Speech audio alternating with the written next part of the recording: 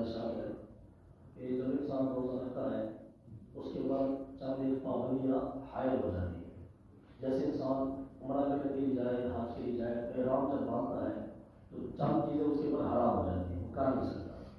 اسی طریقے سے روزے کی صورت ہے، جب انسان روزہ رکھتا ہے اس کے بعد چند ایک چیزیں حرام ہو جاتی ہیں. مثال کے طور پر کھانا پینا، اپنی بیوی کے ساتھ عام وغیرہ، یہ سارے معاملات. ان میں چند ایک چیزیں ہیں جو میں اکثر طور پر پیش آتی ہیں، انشاءاللہ میں آپ کی گوشت گزار کروں گا. بعض اوقات ایسا ہوتا ہے کہ کچھ نوجوان نیت کے حوالے سے، رمضان کے روزے کی نیت کے حوالے سے وہ پریشان ہوتے ہیں کہ ہم نیت کب کریں. یاد رکھیں مغرب کی نماز کے بعد جب رات اسٹارٹ ہوتی ہے اگلے دن کی، یہ اسلامی طریق ہے، اسلامی سسٹم ہے کہ اگلا دن آئے گا نا، ابھی جو رات چڑھ گئی یہ رات اگلے دن کے ساتھ طے ہوتی ہے. تو آپ مغرب کی نماز کے بعد آپ کے دل میں نیت ہے کہ میں صبح روزہ رکھنا ہے تو آپ کی نیت ہوگی. ٹھیک ہے، یہ جو زبان سے ادا کرتے ہیں، زبان سے ادا کرنا ضروری نہیں ہے، البتہ کر رہے تو بہتر ہے، اس میں حرج نہیں ہے. تو نیت کے حوالے سے یاد رکھیں کہ مغرب کی نماز کے بعد جب آپ کے دل میں ہے کہ میں صبح کو روزہ رکھوں گا، اب آپ کی آنکھ نہیں کھلی ساری میں، آپ کی آنکھ کھلی 10 بجے جا کے، 8 بجے جا کے، جب سارے ٹائم گزر گیا تو آپ روزے کی حالت میں ہیں. ٹھیک ہے، یہ روزہ رکھنے کے لیے کھانا پینا ضروری نہیں ہے. اگر کسی بندے کی آنکھ بعد میں کھلتی ہے، ساری چھوڑ کے ساری کو نہیں کرتا، اگر وہ روزے کی نیت کر لیتا ہے اس کا روزہ ہو جائے گا. اور جو زوال کا ٹائم ہوتا ہے نا، زوال میں دوپہر کو زوال کا ٹائم ہوتا ہے، اس سے پہلے بندہ نیت کر سکتا ہے. مثال کے طور پہ اس نے مغرب کی بات نیت نہیں کی تھی، صبح بھی ساری نہیں کر سکا، نیت بھی نہیں کر سکا، اب اس کی آنکھ کھلی جا کے 10:30 بجے، تو زوال کے ٹائم سے پہلے وہ روزے کی نیت کر سکتا ہے، تو پھر وہ روزے کے ساتھ ہو جائے. اسی مسئلے کو یاد رکھیں. ایک اور خاص مسئلہ، کچھ ہمارے دوست ہوتے ہیں جو ہماری مائیں بہنیں بیٹیاں اکثر گھروں میں ہوتا ہے کہ اذان ہوتی رہتی ہے، وہ کھاتے رہتے ہیں. جیسے ہی اذان شروع ہوئی تو جلدی جلدی پانی گھونٹ بھر لیا، ایک گلاس پانی کو بھی اذان ہوئی. یاد رکھیں اذان جو ہے ہمیشہ یہ ساری کا ٹائم ختم کر کے ہوتی ہے. تو جو بندہ اذان کی درمیان میں کھائے پیے گا تو ظاہر اس کا روزہ تو نہیں ہوگا، کیونکہ وہ شاعری کا ٹائم ختم کر کے جب اذان شروع ہو رہی ہے، مثال کے طور پہ اگر اذان کسی بندے نے پہلے پڑھ دی ہے ٹائم ہونے سے پہلے، تو اذان ہوگی نہیں، کیونکہ اذان ہمیشہ وقت کے بعد شروع ہوتی ہے. تو اذان ہمیشہ جب شاعری کا ٹائم ختم ہو جاتا ہے اس کے بعد اذان شروع ہوتی ہے، تو جو بندہ بھی اذان کی حالت میں، اذان کی صورت میں کھائے گا پیے گا، اس بندے کا روزہ نہیں ہوگا. اس مسئلے کو یاد ہے. میں ایک اپنا زندگی کا عرصہ میرا گزر گیا، تقریباً میں جب چھوٹا تھا نا تو میرے سارے چھوٹے بچپن کے روزے آ گئے، کیونکہ میری اماں نے میرے ذہن میں ڈالا تھا پتر تو اذان کے لیے جلدی جلدی پانی پیا. اس طرح یعنی کہ وہ سمجھتے بھی جتنا ٹائم کوریج کر کے تھوڑا کریں گے نا، آگے پیچھے کریں گے تو روزے کو سہولت ہوگی. حالانکہ 2-4 منٹ کا کون سا مسئلہ ہوتا ہے، آپ 5 منٹ پہلے فارغ ہو کے بیٹھ جائیں، افطاری کا ٹائم ہو یا سحری کا ٹائم ہو، کچھ بھی ہو، افطاری کے ٹائم میں 2 منٹ ٹھہر جائیں، تسلی کے ساتھ روزہ افطار کر لیں، اور سحری میں آپ 5-7 منٹ پہلے افطار کر لیں.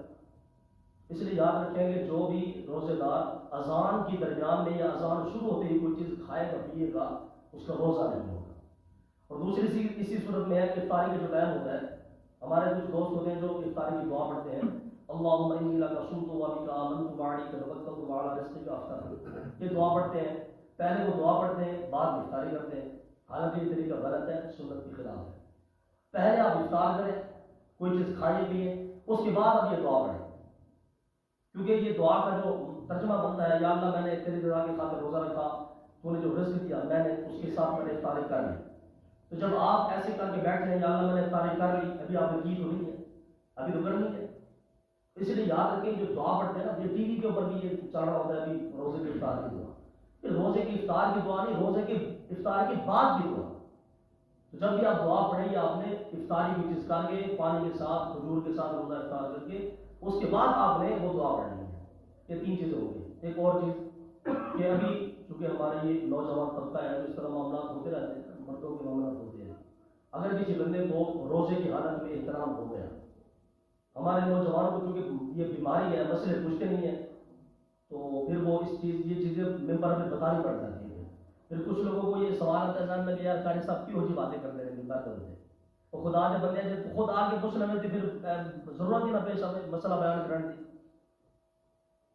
تو کچھ لوگ ایسے ہوتے ہیں کہ جو روزہ رکھتے ہیں سوتے ہیں اور ان کو اس حالت میں احترام ہو جاتا ہے. تو بعض لوگ یہ سمجھتے ہیں کہ احترام کے ساتھ روزہ ٹوٹ جاتا ہے، حالانکہ ایسی کوئی بات نہیں ہے. احترام کی صورت میں انسان کا روزہ ٹوٹتا نہیں ہے, روزہ ویسے جاری رہتا ہے, البتہ یہ کہ وہ غسل کر لے, اور روزے کی حالت میں جب غسل کرے گا تو صرف منہ میں پانی ہلکا ہلکا سا ڈالے گا, ایسے نہیں کہ وہ اوپر غرارے کرے, اس صورت میں پانی اندر جا سکتا ہے, تو صرف منہ میں پانی گھمائے اچھے طریقے سے, اور ناک میں پانی احتیاط کے ساتھ چڑھائے, کیونکہ زیادہ چڑھائے گا تو سر کو بھی چڑھ سکتا ہے, اس سے روزہ ٹوٹ سکتا ہے. تو نارمل حالت میں منہ میں پانی ڈالے, ناک میں پانی چڑھائے, اور اس کے بعد جو پھر وہ پورے جسم پہ پانی بہا لے. یہ غسل کے بعد سے 3 فرض ہوتے ہیں, منہ میں پانی ڈالنا, ناک میں پانی چڑھانا, اور پورے جسم پہ یہ پانی بہانا.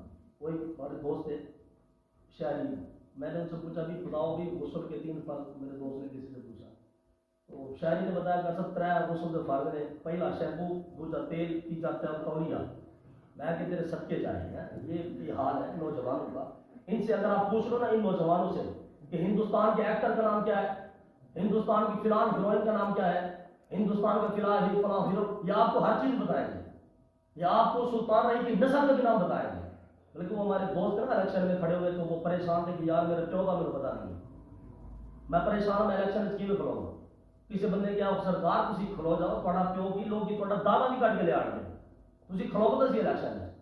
تو ہمارے یہاں یہ صورت حال ہے, مسائل کو سیکھنے کی لوگ توجہ نہیں کرتے ہیں, مسائل کی طرف ہزاروں مسائل ہوتے ہیں, اور بیچارے مولوی 8 سال 10 سال پڑھتے رہتے ہیں, لوگ مسئلے پوچھتے نہیں, مولوی کے علم کو سنگ لگ جاتا ہے. اور پھر جب کوئی 8 سال کے بعد 10 سال کے بعد مولوی صاحب یہ مسئلہ پوچھے, ڈاکٹر صاحب یہ مسئلہ کیسے, اگر امام صاحب نہ بتا سکے, اور یہ مولوی خدا کے بندے, آپ جو سیزن میں مسئلے پوچھ رہے ہو, 2 دن پہلے کا کھانا بندے کو یاد نہیں رہتا, تو سال کے بعد مولوی کو مسئلے کیسے یاد رہ سکتے ہیں. اور اس سے بڑا ظلم یہ کہ ہمارے یہاں جب کوئی بیمار ہوتا ہے نا, دوائی لینے کے لیے جائے ڈاکٹر کے پاس, دوائی لے کے آئے آپ, یہ نہیں ہوگا, وہ یہ نہیں کہتا کہ ڈاکٹر نہیں ہے, اے بندہ ماریں گے کیونکہ اس کی دوائی ٹھیک نہیں. ہاں مولوی کو مسئلہ نہیں آیا, اے جی مولوی نہیں ہے, اے جی فارغ ہے, اے جی پڑھے گے.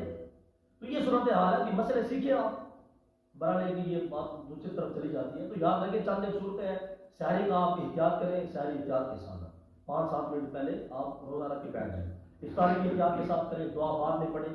اسی طریقے سے جب کوئی انسان سو رہا ہے تو اس کو اگر احترام ہو گیا اس کا روزہ نہیں ٹوٹتا.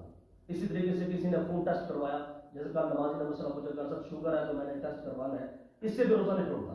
مثال کے طور پہ بعض کا ایکسیڈنٹ ہو جاتا ہے, اللہ ہم سب کی حفاظت فرمائے, تو ایکسیڈنٹ کی صورت میں کافی سارا بلڈ بہ جاتا ہے, خون نکل جاتا ہے, اس سے بھی روزہ نہیں ٹوٹتا.